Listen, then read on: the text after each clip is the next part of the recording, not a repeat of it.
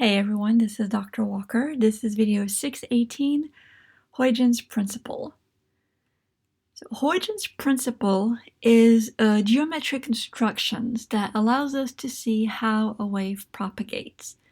What it says is that if you have a wavefront, and if you remember what a wavefront is, it's a line that is perpendicular to the rays. Remember, we are approximating our light wave with rays.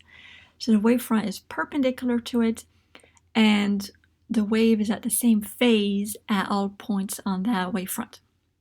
So Huygens Principle tells us that if you have this wavefront, any point on that wavefront can be considered a source of spherical wavelets that are going to propagate at the same speed as the wave itself.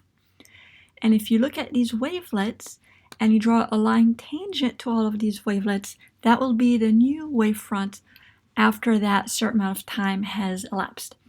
So the picture on the left shows a plane wavefront that propagates as plane waves, and then the picture on the right, using Huygens Principle, we can see that a spherical wave is going to keep propagating as a spherical wave at a certain time later. So Huygens Principle allows us to explain not only reflection, but also refraction, and also diffraction, which is a topic of a future chapter. First, let's see how Huygens Principle can help us derive the law of reflection. Remember, the law of reflection stated that the angle of incidence was equal to the angle of reflection. In this picture, the angle of incidence is theta 1, measured with respect to the normal, and the angle of reflection is going to be theta 1 prime over here. We're not going to go through the geometry and write down all of the steps to derive the law of reflection, but we're going to look at the images to see how it works. And then we're going to derive it for the law of refraction on the next slide. So what we have is two rays of light shown, rays 1 and 2. Ray number 1 is going to hit the second surface first. Ray number 2 is going to keep traveling while ray number 1 has already reflected. If we imagine a point B here at the wave, it's going to send out a wavelet, and after a certain time, that wavelet will reach point C and it will look like this wavelet here. So however long it takes for the wavelet to be at point C here, well, the ray number 1, which is reflecting, is also going to send out a wavelet at point A. So we want the same amount of time to have elapsed, so the distance BC is going to be the same as the distance BD, and we will have our wavelet sent out here from point A. What we see when we look at this geometry here, and these blue lines here form right angles because they're wavefronts perpendicular to the rays. We can zoom in here on the right and we can see that we have two triangles formed, A, B, C, and also a triangle A, D, C. And these are congruent triangles. They have the same lengths, BC and AD. The orange lines, they have the same 90-degree angle here. And they also share the same hypotenuse AC here.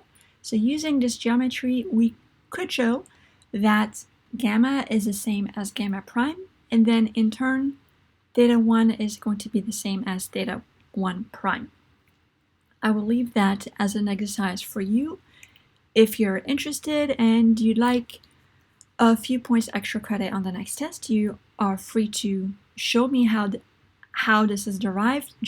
I just ask that you use the same construction, the same letters that are showed in these images to prove the law of reflection using Huygens Principle. Using what we just discussed, you just have to write down the few steps to show it. What I would like to do is I'd like to show how we can derive the law of refraction, or Snell's law. It's the same idea. We have the two rays of light here. We have the wavefront AB perpendicular here in blue. We have a wave at point B emitting a wavelet here that reaches point C.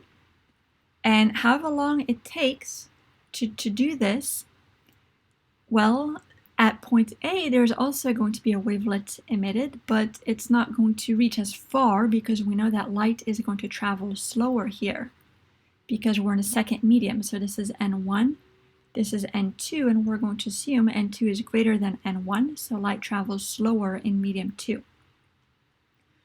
What we can do is we can look at the geometry here from this picture. We're going to have the triangle ABC here, and we're going to have a triangle ADC. Once again, they share the same hypotenuse, but they don't have all the same angles, and we're going to look at theta 1 and theta 2.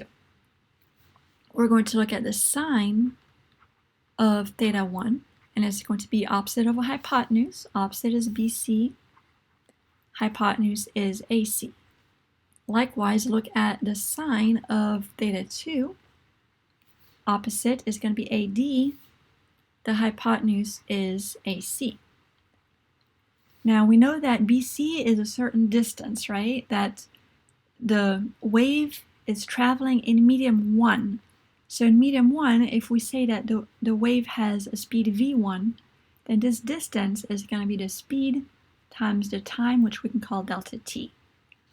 While in medium 2, it's going to have a slower speed, so this distance AD is going to be the speed 2 times delta t. We can make those substitutions here. BC is v1 delta t, and AD is v2 delta t. And now the last thing is to go ahead and divide sine of theta 1 by sine of theta 2 and see what happens. Sine of theta 1 over sine of theta 2, we can see that delta t's cancel out, the AC's cancel out when we divide, we're left with v1 over v2. Now we can also use the definition of the index of refraction, which is c over v, and that tells us that v is equal to c over n. So v1 is c over n1, v2 is c over n2. And now we can see that the c's cancel out, and we end up with n2 over n1. So we have used Huygens principle to derive Snell's law. If we cross multiply, we can see that we have Snell's law. N1 times sine of theta 1 is equal to n2 sine of theta 2. So it's pretty cool that you can use geometry to derive Snell's law. The last thing I wanted to mention is that Huygens principle helps explain diffraction as well. Diffraction is when light is spreading out.